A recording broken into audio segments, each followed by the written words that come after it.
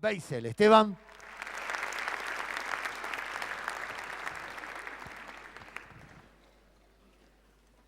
Buenos días. Gracias Camila por el testimonio. Conozco al papá, al hermano, bueno, la familia. Y es precioso ver lo que el Señor hace en una persona que está dispuesta a entregarse a Él, vivir para Él. Y saben, aún cuando, como lo veíamos con Elías, cuando pasan circunstancias adversas, ¿es un problema eso para Dios? Todo lo contrario. En nuestra debilidad es cuando más nos puede utilizar. Mientras nos creemos autosuficientes, yo manejo, yo arreglo, yo hago, es cuando no nos puede utilizar. Pero cuando llegamos al punto del quebrantamiento, cuando nos damos cuenta, yo por mi propia fuerza no puedo, necesito imperiosamente la presencia del Señor, necesito que Él obre en y luego por mi vida, es ahí cuando Dios empieza a usar una vida. Y eso es lo que vamos a ver en esta mañana. Les invito a abrir Primera Reyes 18. Primera Reyes 18. Vamos a seguir con la serie de temas relacionados con Elías. Y en esta mañana el tema es Elías y un llamado a la consagración a Dios. Habíamos visto entonces un hombre común, pero que se transformó en una persona extraordinaria. Habíamos visto varios pasos a través de los cuales el Señor lo fue preparando para que llegara a ese punto. Pero ahora vamos a ver cómo esta persona fue utilizada en forma extraordinaria por el Señor. Era una persona común, seguía siendo una persona común. Pero el Señor era que hacía la diferencia. El Señor con él hizo algo maravilloso, extraordinario. Entonces, Elías, un llamado a la consagración a Dios. Dios pudo utilizar a ese hombre sencillo, ese campesino de las colinas de Galaad, para encarar una tarea que yo no sé si me animaría a hacerla. Realmente increíble lo que Dios pudo hacer con este hombre. Entonces les invito a leer a partir del versículo 17. Voy a leer algunos versículos, después vamos a ir leyendo algunos más. Cuando Acab vio a Elías, le dijo, tengo que hacer un pequeño paréntesis, Dios lo envió a presentarse frente a Acab, 18:1.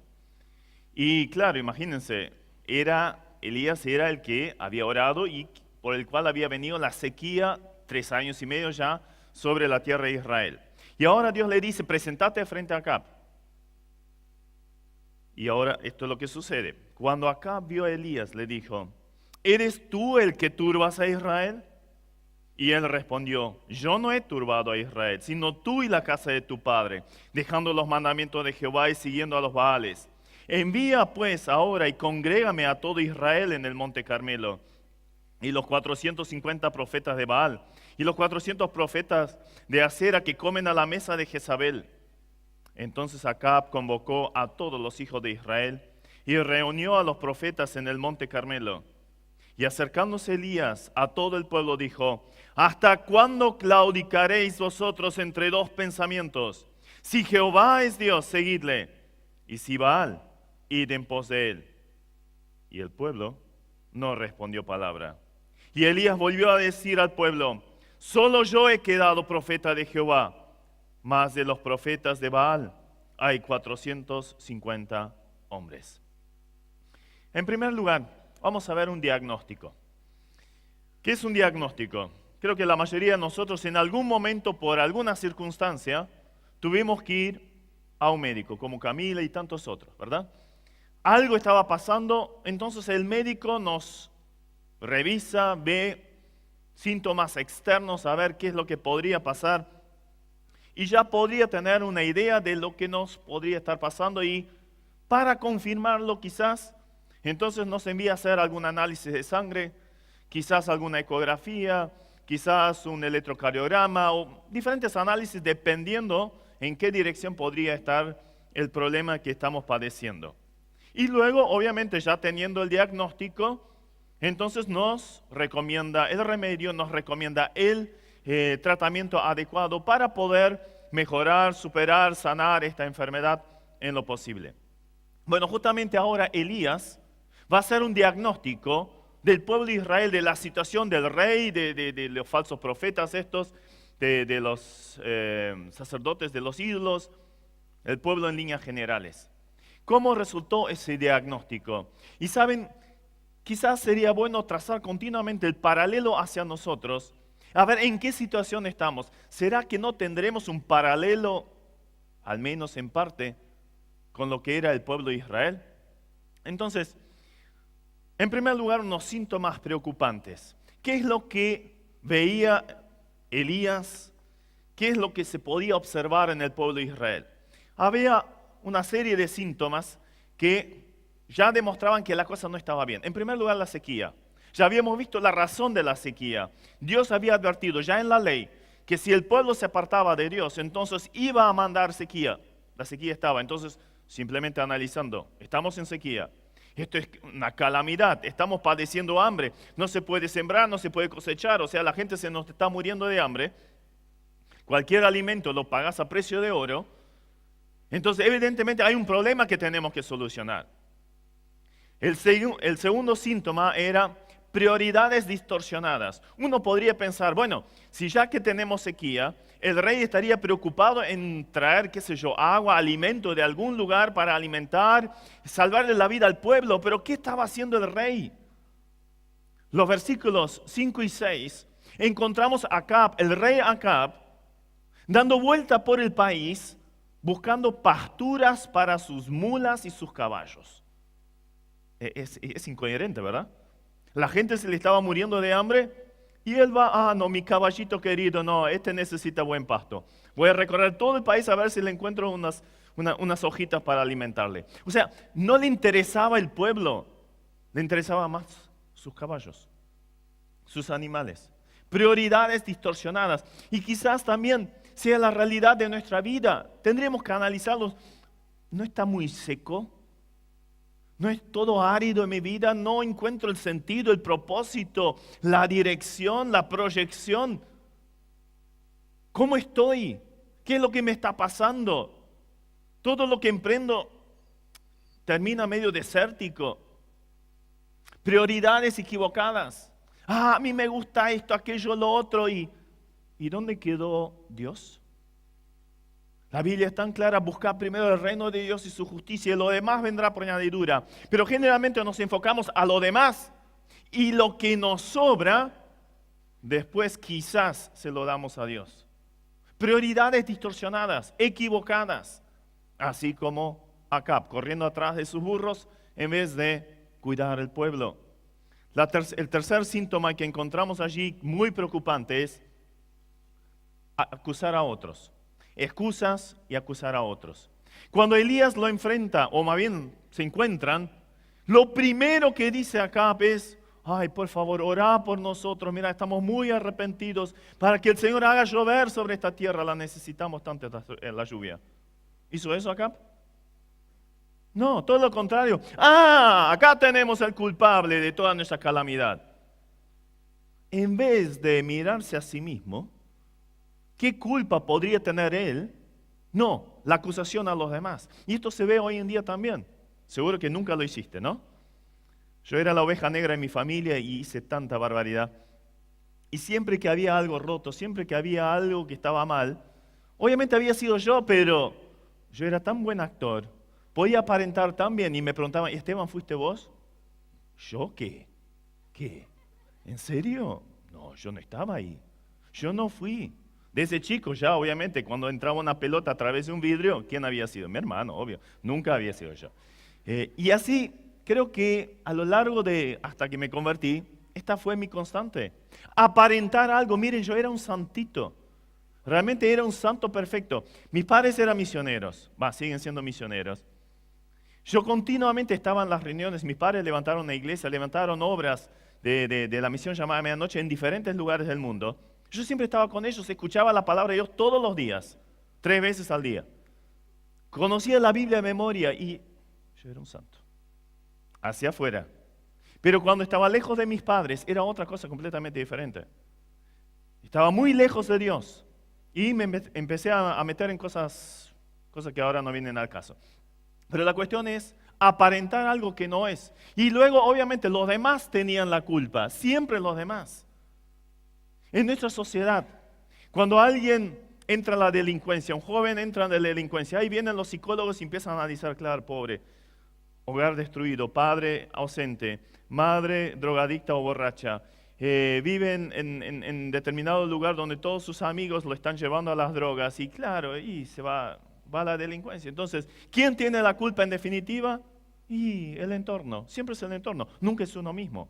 Obviamente el entorno tiene influencias, por eso es importantísimo tener en cuenta con quién nos juntamos, con quién estamos, pero de ahí a pasarle la culpa a nuestro entorno, de última, ¿quién decidió tomar la botella? ¿Quién decidió drogarse? ¿Quién decidió delinquir? ¿Quién lo hizo? Yo lo hice. No tengo que echarle la culpa a los demás, pero eso es clásico. ¿A quién le estás echando la culpa de tus fracasos? ¿No serán tus malas decisiones las que te llevaron a este punto? Entonces, acusación de los demás. Tenemos entonces los síntomas externos, los síntomas preocupantes. Ahora, vayamos a una situación interior deficiente, sin lugar a duda. ¿Qué le dice allí Elías a Acab? Enseguida lo corrige. Vos sos el culpable. No, pará, 18. Y Elías respondió, yo no he turbado a Israel, sino tú y la casa de tu padre, dejando los mandamientos de Jehová y siguiendo a los Baales. Creo que en esta respuesta también encontramos el mal de muchas vidas, y quizás la tuya también. ¿Por qué las cosas están mal? ¿Por qué no funciona? ¿Por qué no avanza? ¿Por qué no podemos contar con la bendición de Dios? Bueno, la primera realidad interior, cuando te hicieron el análisis de sangre espiritual, ahora hablando, ¿qué encontraron? Falta de la palabra. Dejaste la palabra de Dios, no la tenés presente en tu vida. Yo te pregunto, la semana pasada, no estoy hablando de esta porque evidentemente estamos haciendo devocional todos los días. La semana pasada, ¿cuántas veces agarraste la Biblia? Y después te preguntas todavía, ¿por qué las cosas van mal? Si la Biblia es lámpara a mis pies, lumbrera en mi camino, que me quiere guiar para que yo no tropiece y que tome las decisiones apropiadas. Y si yo dejo de lado la palabra, y es fácil de saber lo que sucede. Justo estos días escuchaba una entrevista de una psicóloga en la radio y hablaba del uso compulsivo del celular. Si ya lo primero que agarrás de mañana es el celular, tenés un problema. ¿Qué es lo primero que agarras? ¿El celular o la Biblia? Uno dijo la Biblia, los demás no sé. ¿Se dan cuenta? Es una cuestión de prioridades. Prioridades equivocadas y obviamente vamos a tener resultado. Dejaron de lado la palabra y vos ¿cómo andás en eso? Elías, habíamos visto, era uno que andaba en la presencia del Señor. Y por eso pudo ser tan bendecido y usado por el Señor. Salomón decía en Proverbios 16:20, el entendido en la palabra hallará el bien. ¿Querés hallar el bien? ¿Querés hallar el bien? Busca la palabra. Pero ahora, siguiente punto, no solo es buscar la palabra, sino también obedecerla, porque el segundo síntoma negativo, la realidad interior de Acab habían no solo no buscado la palabra, sino la habían desobedecido, o sea, habían pecado. Habían ido deliberadamente en contra de la palabra de Dios, cayendo obviamente en la idolatría. ¿Qué nos dice la palabra? Allí el Salmo 119, los versículos 9 y 11. ¿Con qué limpiará el joven su camino? Con guardar tu palabra. En mi corazón he guardado tus dichos para no pecar contra ti. O sea, ahí tenemos la clave. ¿Para qué nos es dada la palabra? Para obedecerla. Y entonces no voy a pecar. Pero claro, si la dejo, no la tengo presente, entonces el segundo paso va a ser la desobediencia y con eso pecado. No solo voy a estar lejos de Dios, sino voy a estar en sentido contrario a lo que Dios quiere. Me acuerdo de una chica que hace unos meses atrás estuve hablando en un campamento, después de un campamento, Y ella me contó un poco su vida. Vino para hablar conmigo y me dijo, ¿sabes? Yo crecí en la iglesia. Acepté a Cristo. Una chica bien linda.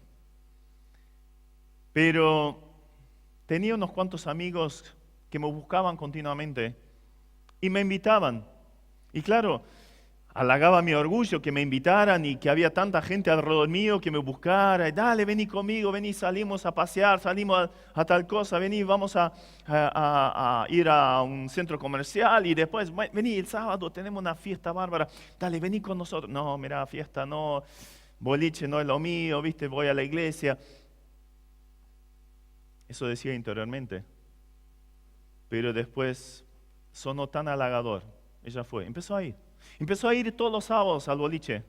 Obviamente los domingos ya casi no aparecía en la iglesia. Con el tiempo directamente ya no iba a la iglesia. Uno de esos días cuando volvían del boliche con sus amigos, ella siempre sentaba en el auto en el medio del asiento de atrás. Siempre algunos amigos, amigas a los costados. Pero esa noche justo se había sentado, había entrado de última al auto y se sentó al lado izquierdo de la puerta.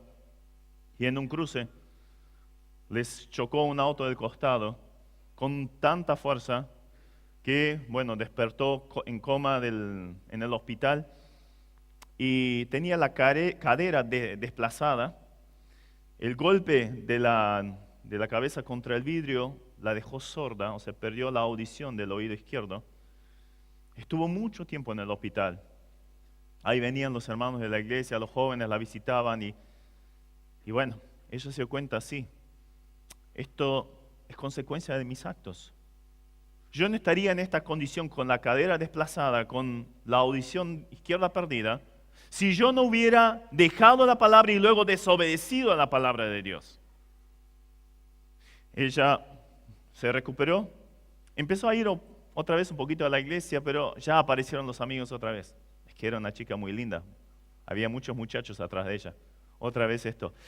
No, es algo lindo cuando te buscan, ¿no? Empezó a ir de vuelta.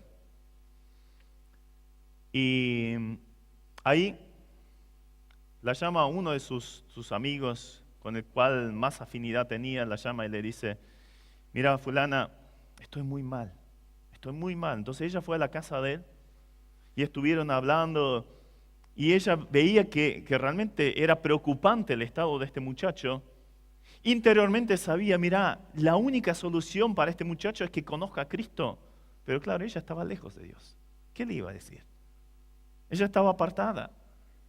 Entonces lo clásico que escuchás en el mundo, dale, vos podés, dale para adelante, fuerza, ¿no? Palabras vacías, sin sentido, que no sirven absolutamente para nada.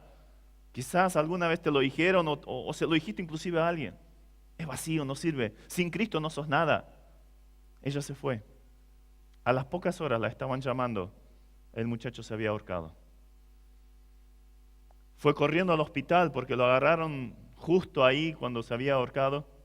Le pudieron sacar la soga. En coma fue llevado al hospital, pero quedó unos días allí y ella lo visitaba, estaba al lado de la cama y oraba, Señor, por favor, no te lo lleves. Que le pueda predicar todavía. El muchacho murió. Terminó el velorio. Ella con una angustia profunda se dio cuenta, yo estaba mal. Si yo hubiera estado en el camino correcto, este muchacho ahora estaría vivo y quizás hubiera conocido a Cristo. Eso fue lo que la llevó a volver y ahí nos conocimos y ahí ella se arrepintió y siguió en contacto y está yendo a la iglesia, está involucrándose otra vez, está sirviendo al Señor. Pero está sorda de un oído, lastimada en la cadera y se siente con una terrible culpa porque no pudo ayudar a su amigo. Queridos, desobediencia a la palabra, consecuencias, es obvio que las hay. Me faltaba una, desasosiego, intranquilidad, miedo. Es otra de las consecuencias normales que suceden cuando uno deja el camino del Señor. Uno tiene miedo, intranquilidad, es normal. ¿Qué es lo que pasó a Adán y Eva? Cuando habían pecado, se escondieron. ¿Qué hizo David cuando cayó en adulterio y intentó tapar el pecado? Es que el pecado siempre produce miedo, culpa, vergüenza y miedo. ¿Qué le pasó a Acab? Acab era el que había estado buscando a Elías por todas las naciones vecinas para matarlo. Y ahora de repente está frente a su enemigo. ¿Qué podría haber hecho? Y bueno, lo matamos y se acabó el problema. Pero no, es interesante, tenía miedo. Acá está quizás el único que me puede solucionar el problema de la sequía. Si fue él el que oró por la sequía, también podría orar y se termina la sequía. Estaba el miedo. Pero no solo eso, sino si seguimos leyendo allí en el 19, Elías le ordena al rey, reúne a todo Israel, reúne a los sacerdotes de los ídolos. ¿Y qué hace acá? Sí, ahí voy. ¿Se dan cuenta? El rey, calladito en la boca, obediente al mandato del profeta. El prepotente, ahora calladito, sujeto. Nos damos cuenta que el pecado siempre produce miedo. Miedo a las consecuencias, miedo a ser descubierto, miedo a que descubran lo que realmente soy. Quizás lo puedas ocultar muy bien. Quizás estés metido en pornografía. Quizás nadie lo descubrió todavía. Drogas, adicciones, estás saliendo con la persona equivocada.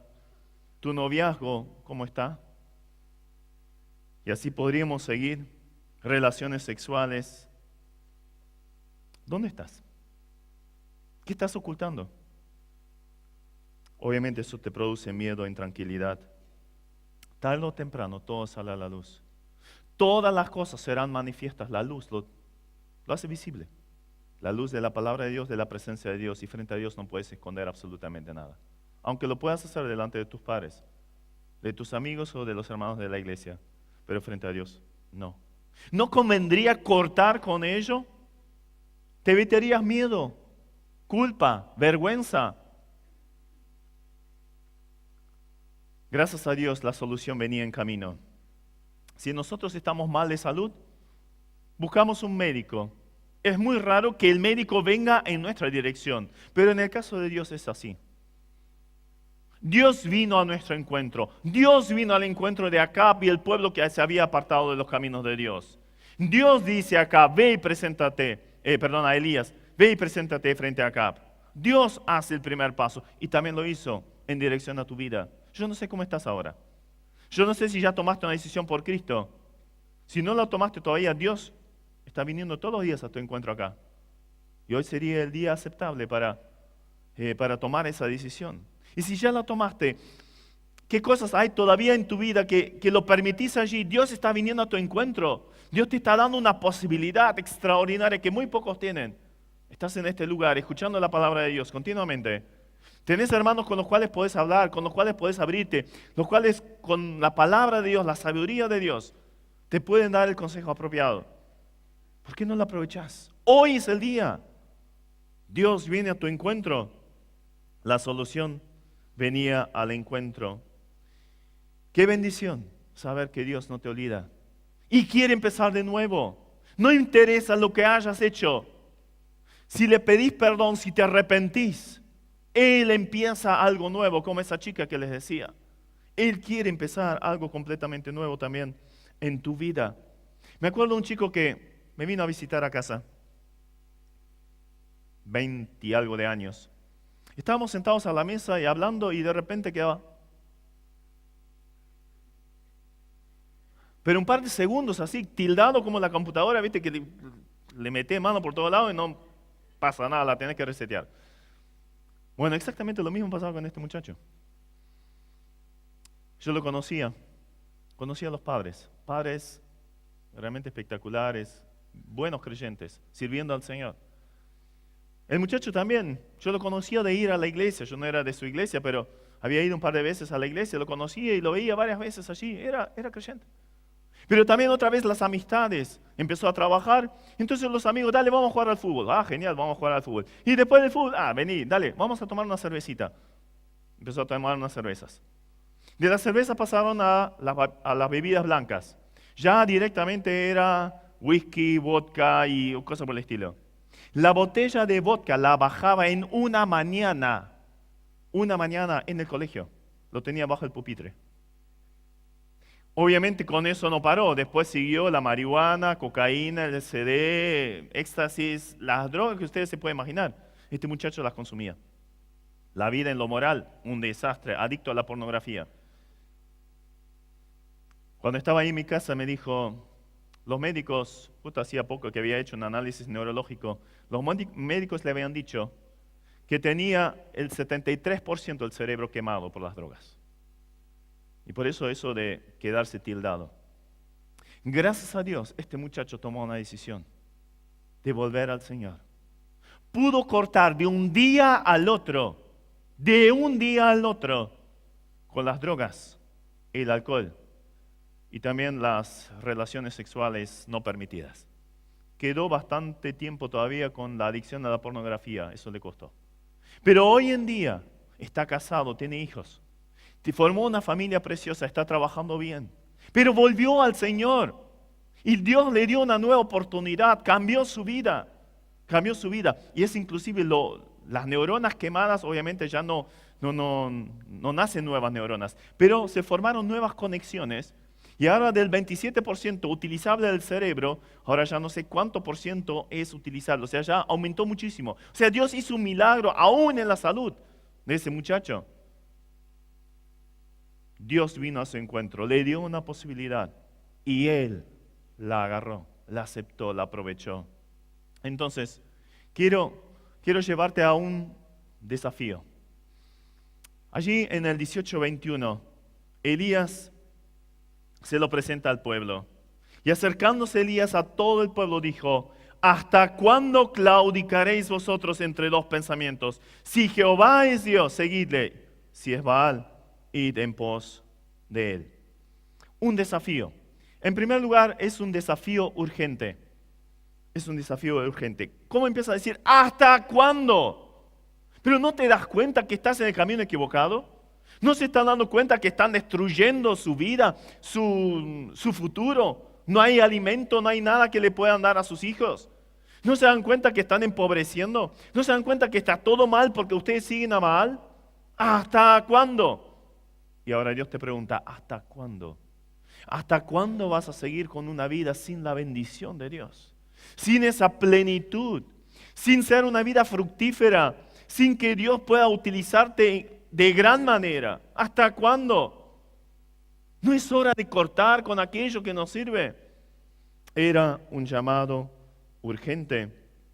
Hay un pasaje que me impacta, que dice el apóstol Pablo en Efesios 5:14, se los leo, por lo cual dice, despiértate tú que duermes y levántate de los muertos. O sea, hay alguien que está durmiendo, pero está en medio de un montón de muertos. ¿Quiénes son los muertos? Está hablando obviamente en forma espiritual. Aquellos que no siguen a Dios. ¿Qué haces en medio de un montón de inconversos? ¿Por qué seguís en ese grupo? Estás dormido espiritualmente hablando. No te moves. ¿Qué diferencia un muerto de uno que está dormido? El muerto no tiene vida y no se va a mover. El dormido no se está moviendo, a no ser que tenga sueños muy inquietos, ¿no? Pero no son activos, ninguno de los dos. Pero este tiene vida todavía. ¿Qué haces en medio de muertos? Te van a contaminar. De algo murieron. Te van a contaminar. Salí de ahí. Cambia tu vida, levántate. ¿Y cómo sigue? Y te alumbrará Cristo. Mirad pues con diligencia, como andéis, no como necios, o sea, no como tontos. No seas tonto, no seas necio, dice la palabra, sino como sabios, aprovechando bien el tiempo. ¿Qué haces en tus ratos libres? Después del colegio, después de la facultad, del trabajo. ¿En qué gastas el tiempo libre? Ahí te das cuenta quién es tu dueño, a dónde estás yendo. ¿Qué enfoque tenés? Ahí está la clave. Aprovechando bien el tiempo porque los días son malos. Por tanto, no seáis insensatos, otra vez. No seas necio, sino entendido cuál es la voluntad del Señor. Despertate. Déjate despertar por el Señor en estos días. El Señor te estuvo hablando. ¿Te dejas despertar? La pregunta que Elías hace al pueblo sigue. ¿Hasta cuándo? ¿Qué? Claudicaréis vosotros entre dos pensamientos. La palabra claudicar es la que seguramente ya todos vimos alguna vez. ¿Alguna vez vieron un borracho? ¿Cómo camina? ¿No? Bueno, exactamente eso es. Un poco acá, un poco allá. Nada derecho y obviamente reventándose continuamente contra lo que se le cruza o tropezando y cayéndose al piso. ¿Qué estaba haciendo el pueblo? Estamos con Baal. Estas fiestas no me las pierdo. No me voy a perder esos bailes sensuales de las chicas ahí. Pequeño paréntesis. ¿No lo estamos viendo bastante en la tele eso también? ¿Cómo perdés tiempo y contaminas tu mente viendo los bailes de Baal? Podrías hacer algo mejor, ¿verdad? ¿No crees? Llenas tu mente con esa basura y después estás en la reunión de jóvenes. Llenas tu mente con los chismeríos de la tarde, sabes todo lo el chimento de la farándula, ¿no? ¿Quién se fue con quién y quién dejó a quién y quién dejó embarazado y sabes cuándo fue y la botinera y sabes todo, ¿no? Pero del otro lado, no te enteraste siquiera que un hermano de la iglesia está enfermo. ¿Nos damos cuenta un poquito eso, ir y venir a ambos lados? Por un lado, con esta lengua alabas al Señor. Por otro lado, con voz en cuello, cantas las canciones del mundo. ¿Hasta cuándo estás bailando de una punta a la otra? No puedes hacer goles en los dos arcos al mismo tiempo. A tu equipo no le va a gustar. ¿Sí? Está bueno que hagas goles en el arco adversario, pero no en el tuyo propio.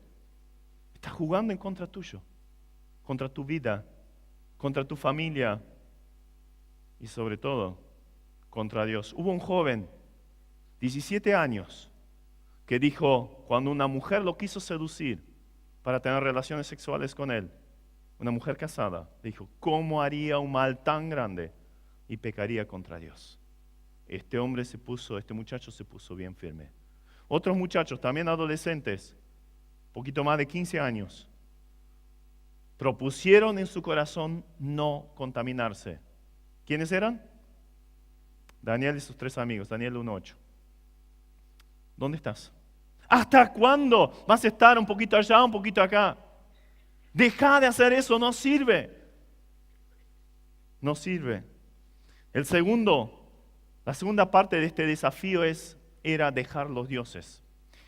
Claro, ellos tenían que dejar a Baal. Ahí el profeta pone al pueblo frente a una decisión. Tenían que decidir entre dos cosas. Tenían que dejar lo malo. Lo mismo hizo Josué. Allí en Josué también juntó todo el pueblo y dijo, bueno, hoy tienen que decidir si siguen a los dioses que de los cananeos de Canaán, los dioses que siguieron vuestros padres en Egipto, o a Jehová. Pero yo y mi casa serviremos a Jehová. Lo puso frente a la misma decisión, la misma disyuntiva. Uno podría decir, bueno, pero yo no sigo ningún ídolo, no tengo ninguna estampita a la cual estoy venerando, poniendo una vela o algo por el estilo. Bueno, genial. Pero, ¿saben qué es un ídolo? Ídolo es aquello que veneramos, aquello que le dedicamos tiempo, poniéndolo en una preeminencia, mayor importancia que a Dios. Eso es un ídolo. Y ahora te nombro algunos. Quizás hasta los llamamos ídolos. Che, es un ídolo. ¿Nunca lo dijiste? Y te referís quizás a Messi. Quizás a alguien de la farándula. ¿Qué cantante es tu ídolo? Quizás hasta tengas el póster del ídolo en tu cuarto.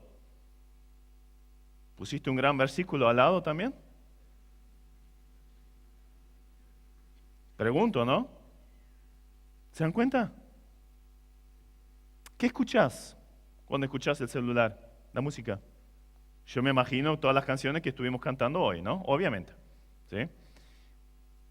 ¿Nos damos cuenta un poquito? El fútbol. Obviamente ninguno es adicto al fútbol acá, ninguno idolatra al fútbol, su equipo. Me imagino que no. Yo sí, yo lo hacía cuando tenía la edad de muchos de ustedes. Yo tenía mi equipo favorito. Yo hinchaba por él, yo me crié en Brasil. Los primeros 10 años de mi vida los pasé en Brasil. Y claro, yo quedaba extasiado viendo el fanatismo de los brasileños cuando jugaban al fútbol. Y me contagié, me contagié. Entonces vino el Mundial donde había una selección brasilera extraordinaria. Estaba Sócrates, Falcao, Dunga, los mayores entre nosotros quizás se acuerdan de esa selección. Todo el mundo la tenía como favorita. No, Brasil gana, Brasil gana, Brasil gana. Y yo estaba feliz de la vida, mi equipo iba a ganar. Y allí se cruzó en las semifinales con Argentina.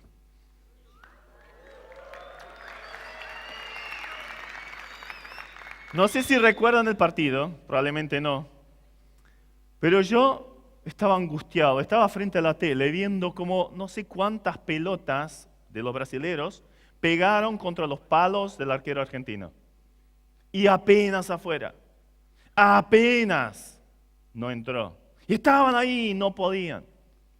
Una genialidad de Maradona y un pase a Canigia sacó a Brasil de la Copa. La selección favorita. El pájaro Canigia. ¿Saben? Estuve una semana odiando a Canigia. Una semana. Una semana, una cara, trompa de elefante, era un porote al lado mío. Una bronca tenía. Nadie me podía hablar. Tenía realmente una rabia tan grande. Y yo era creyente. Pasó la semana y yo dije, ¿una semana entera tan mal por un partido de fútbol? Si Brasil hubiera ganado, si Brasil hubiera ganado el campeonato del mundo, ¿qué hubiera cambiado en mi vida? Nada. ¿Hubiera ganado un peso? No. No hubiera cambiado absolutamente nada, mi vida seguía exactamente igual. Desde ese día en adelante me di cuenta, Dios me mostró claramente, lo tuyo es idolatría. No puede un partido de fútbol afectarte de tal forma que estés mal con el mundo, que estés mal contigo mismo y que estés odiando a alguien. ¿Les pongo un ejemplo? Goethe. Perdón, ¿no? Ahora solo uno aplaudió. Muchachos, ¿saben? Les cuento lo que yo viví. Para mí el fútbol era un ídolo. Ahora obviamente hincho por mis cuadros y ahora Argentina forma parte de los cuadros por los cuales hincho también. Tengo 2 hijas argentinas y hace 19 años que estoy viviendo acá. Y obviamente me alegro cuando a Argentina le va bien. Pero, ¿sabes? El fútbol, y como tantas otras cosas, se pueden convertir en un ídolo. ¿Qué lugar ocupa eso en tu vida? Simplemente ponelo. Hay un partido de mundial o el partido de Boca River y cae justo en el horario de la reunión. ¿Qué haces? Te pregunto nomás. Es cuestión de prioridades. Ídolos es eso. ¿Qué le das más valor? ¿Qué le das más valor? Eso es un ídolo. Un cantante. ¿Te gusta una música de algún cantante, no? Y la empezás a escuchar. Ah, no, necesito el CD de él. No sé cuánto sale un CD de música ahora. Digamos 100 pesos. Ya ofrendaste a un ídolo. Llega a venir a tener un recital ahora en algún estadio acá de Buenos Aires. Oh, no, es mi ídolo, tengo que ir. Y pagás una entrada de, no sé, 1.000 pesos. Pagás 1.000 pesos, claro. Después tenés que pagar no sé cuánto más para el remis de vuelta, porque ya a la hora que salís no hay locomoción. Si no fuiste en el auto. El gasto de nafta y todo lo demás, ¿no? Y los trapitos que seguro que aparecieron ahí también, que le tenés que pagar 150 pesos. O sea, empiezan a sumar. Llegas a los 1.500 pesos así nomás. Ah, pero yo estuve ahí. Ahí estaba Luis Miguel. No sé, lo que fuera, ¿no? Ahora, al día siguiente, en tu iglesia, ¿estuviste? Oye, no, llegué hasta las 5 de la mañana, claro, te quedaste durmiendo. Cuestión de prioridades, ídolo. Si llegaste a ir a la iglesia, ¿cuánto pusiste en la ofrenda? ¿1.500 al menos para ponerlo parejo? Y me sobró una moneda de 50 centavos. Queridos, ¿qué ídolos permitís en tu vida? ¿Es la computadora? ¿Es internet? ¿La tele? Puede ser una persona. Elías hace una gran, pero clara definición. ¿Tenés que estar acá o acá? No hay ese camino en el medio que tanto nos gustaría encontrar. No, tenés que definirte por uno de ellos. Marcar la diferencia. Marcar la diferencia. ¿Hasta cuándo vas a permitir que estos ídolos ocupen el lugar que debería ocupar el Señor? Si querés ser una vida extraordinaria, usada por el Señor, poné al Señor en primer lugar y vas a ver algo maravilloso suceder. Tercer desafío. No, se me está acabando la pila. Ahí está. Dirección segura. Cuando uno elige algo, generalmente escoge lo mejor, ¿no? Si tenés que elegir un equipo de fútbol, ¿no? Están en un potrero, se armado un partidito, dos empiezan a elegir, no, yo con aquel otro. ¿Qué elegís? Y obviamente el mejor, ¿no? No vas a dejar a Messi hasta el final. ¿O qué? No, vos jugás con Messi. Yo me elijo el patatuarta ese que no agarra una, ¿no? Obviamente no vas a hacer eso. Si en la vida cotidiana no haces eso, ¿por qué frente a las cosas de Dios elegís lo peor? Si sabes que esas cosas te van a desviar, te van a traer una infinidad de consecuencias negativas, ¿por qué seguís a esos ídolos? ¿Y por qué no te enfocás a Dios? Volvé a Dios, entregale tu vida a Él. Eso es lo que cambia. Entonces llegamos al tercer punto y es una decisión. Frente a esa comparación y desafío, uno se podría imaginar que ahora el pueblo entero hubiera dicho, dale, vamos a seguir a Jehová. Y acá mismo el rey hubiera dicho, perdón, me equivoqué. Voy a sacar todos los ídolos. Quizás hasta los sacerdotes de Baal mismo. No, evidentemente Dios es más grande. Vamos a dejar los ídolos. ¿Sucedió eso? Sigamos leyendo. Hay varias decisiones que aparecen en este pasaje. Y una de ellas va a ser tu decisión hoy. Una de ellas, ¿sí? Así que empezá a meditar y te vas a identificar con una de ellas. La primera decisión fue una decisión postergada. ¿Qué leemos allí en el versículo 21, en la segunda parte? Y el pueblo no respondió palabra. Pero ¿no era evidente? ¿No era claro el desafío de Elías? Sí, lo era. ¿No habían sufrido suficientes consecuencias de su mal obrar, caminar y dejar a Dios y su palabra de lado? Sí, también. Pero, lo dejo para más adelante. Todavía quiero disfrutar la vida.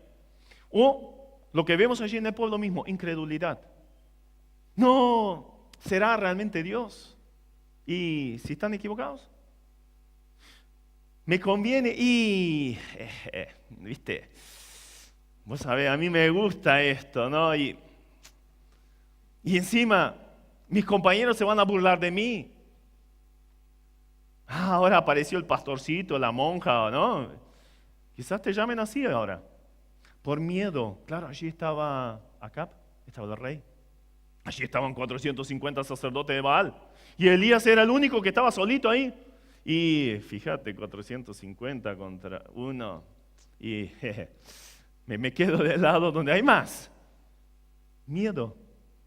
Prioridades diferentes. Sea lo que sea, dilató, pospuso la decisión que tenían que tomar. Entonces, hoy también podrías hacer esto.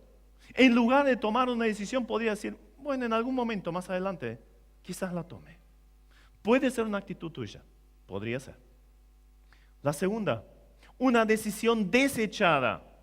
¿Qué es lo que hace allí Elías por mandato de Dios? Hace levantar un altar, tenían que levantar los sacerdotes de Baal.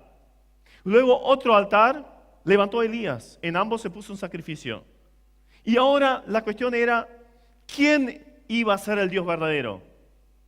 Si orando, cada uno a su Dios, el Dios que respondiera con fuego del cielo sobre ese sacrificio, ese era el Dios verdadero. Y allí estaban los sacerdotes de Baal dando vueltas, saltando, cortándose, lastimándose, gritando a voz en cuello.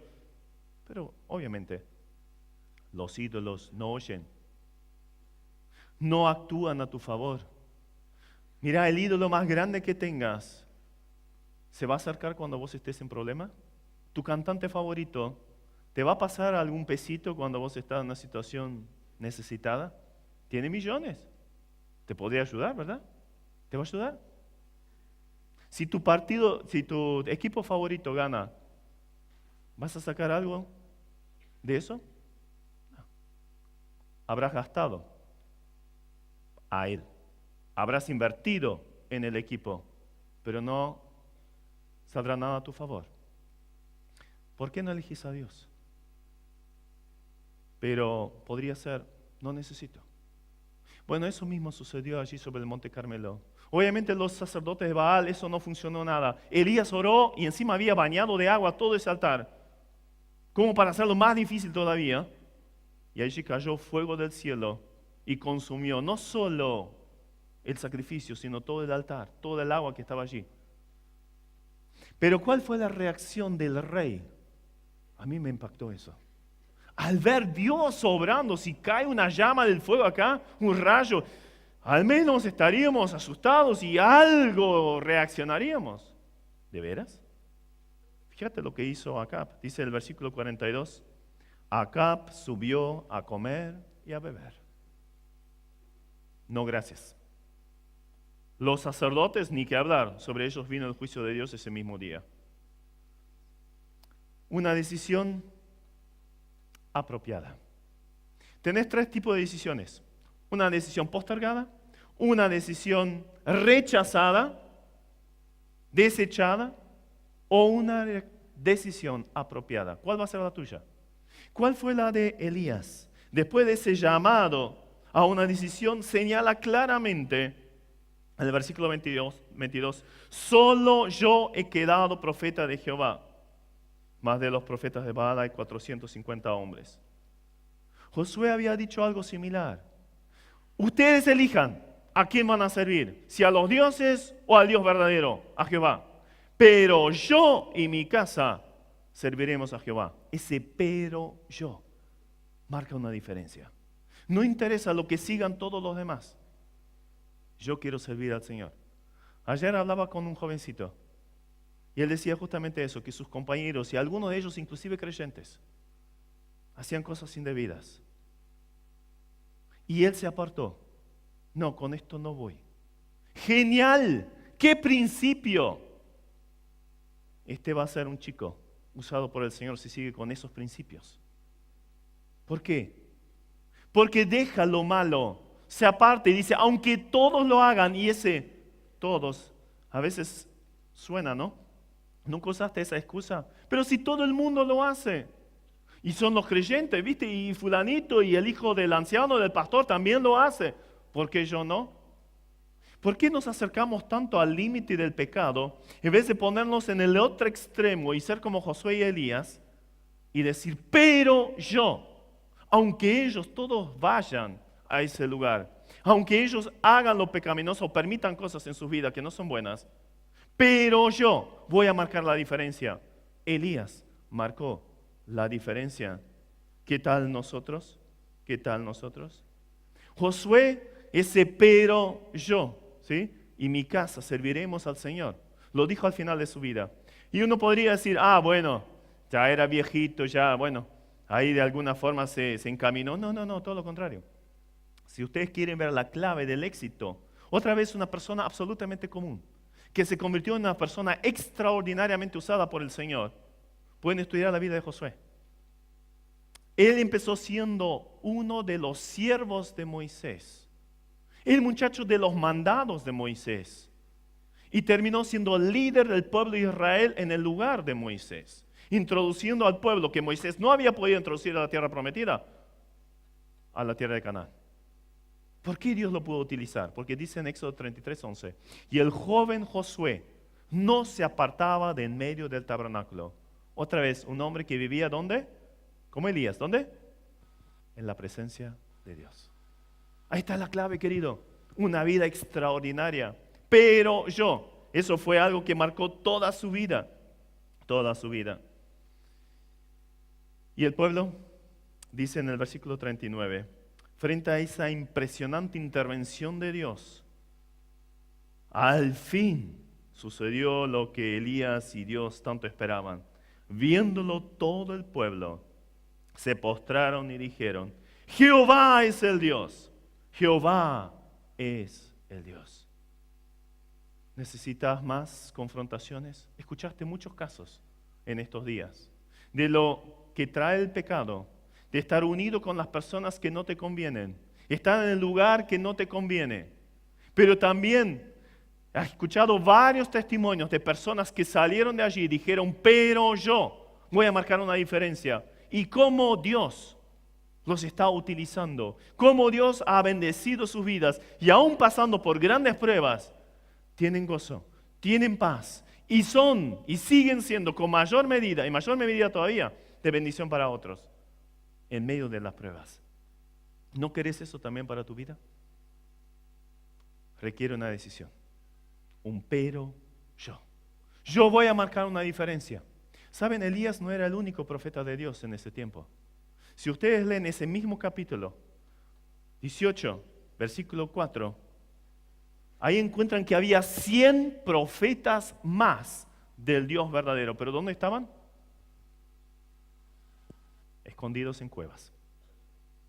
El único que se animó a hacerle frente al rey, a los sacerdotes idólatras y al pueblo entero fue Elías.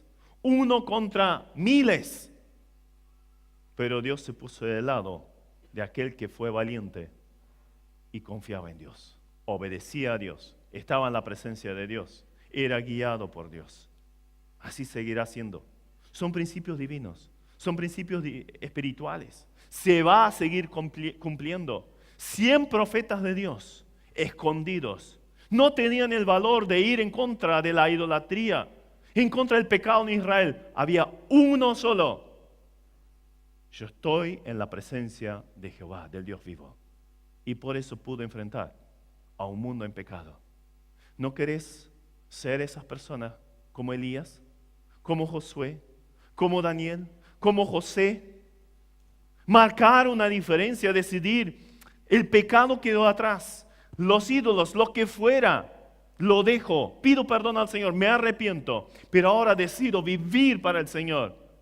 Una meta, un propósito determinado por Él, definido por Él. Cumplir con las obras que Él preparó de antemano que anduvieses en ellas. Efesios 2:10. ¿No querés eso? Dios también lo quiere. Y ahí vas a tener esa plenitud de vida. ¿Va a haber pruebas? Las habrá. Es normal. Hasta nos ayudan, nos forjan, nos preparan, como hemos visto. Pero vas a ser una persona utilizada por el Señor. ¿No querés eso para vos? ¿No te gustaría que el Señor te utilizara en el entorno en el cual estás? ¿Ya llevaste a alguna persona a Cristo? Qué gozo que da, qué bendición. Pero podría ser más todavía. Y si todavía Dios no te puede utilizar en eso, ¿por qué no te entregas al Señor? Señor, quiero ser una herramienta en tus manos. Úsame como quieras.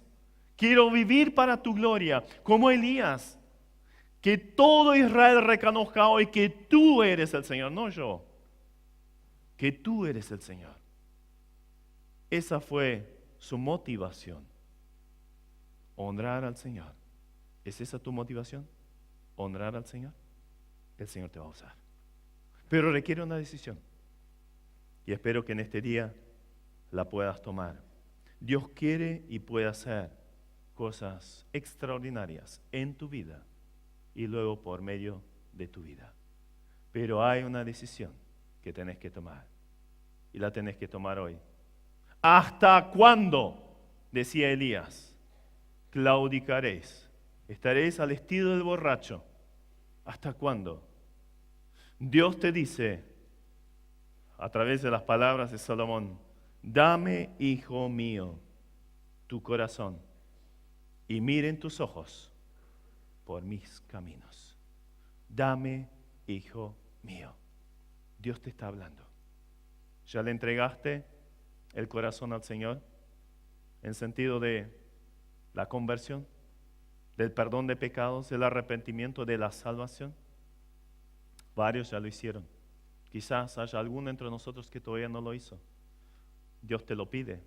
No te lo saca. La decisión es tuya y sigue siendo tuya. Pero te muestra lo que te conviene y lo que no te conviene. Los resultados de un camino y del otro. Y las consecuencias las vas a sufrir en ambas decisiones, vos. Dame, hijo mío, tu corazón. Si ya eres un hijo de Dios, ¿quién está sobre el trono? ¿El yo? ¿Yo digo, yo manejo, yo decido? ¿O es el Señor? Obviamente de acuerdo a su palabra, obedeciendo a la palabra de Dios. Y si ya eres un hijo de Dios, ¿no quisieras ir un paso más como Elías? Yo quiero servirte, como Josué. Yo y mi casa serviremos, como Daniel, como José y tantos personajes más, como varios de los ejemplos que escuchamos en estos días. Yo decido por el Señor. Señor, acá está mi vida. Soy un hombre, una mujer común, pero en tus manos esto se puede convertir en algo extraordinario. ¿Recuerdan al muchachito con los 5 panes y 2 peces? Ni siquiera sabemos su nombre, pero entregó lo poco que él tenía en las manos de Dios. ¿Y Dios qué hizo? Algo extraordinario. ¿Qué tenés? ¿Qué sos?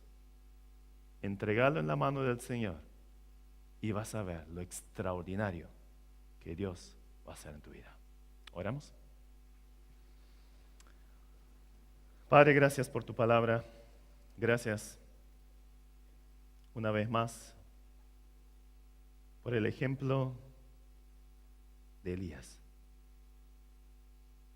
Gracias que trabajaste en su vida. Él buscó tu cercanía. Fue acercado a ti aún por las pruebas. Obedeció tu voz. Se dejó guiar por ti. Y luego también fue usado por ti en una forma increíble. Y a través de sus palabras también nos exhortas, nos llamas a una decisión hoy. Nos llamas a rever nuestra situación personal. Quizás el diagnóstico sobre nuestra vida también sea sequía, desobediencia, alejamiento de la palabra, desobediencia y pecado. Señor, te pedimos que nos perdones, nos limpies y luego sigas trabajando con nosotros, que nos restaures, que hagas algo nuevo con aquello que nos servía. Lo queremos dejar atrás, extendiéndonos hacia adelante al premio del supremo llamamiento de Dios en Cristo Jesús, a la meta que tienes con nuestra vida, al propósito para el cual nos has creado. Señor, queremos dirigirnos hacia esa meta, a cumplir tu voluntad, vivir para ti. Toma nuestra vida, úsala para tu gloria.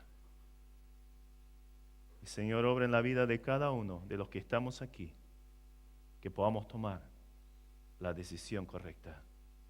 No postergarla, no desecharla, sino aceptarla. Tomar el desafío, el reto, buscarte a ti, vivir para ti, consagrar nuestra vida como un sacrificio vivo, santo y agradable a ti. En el nombre de Jesús. Amén.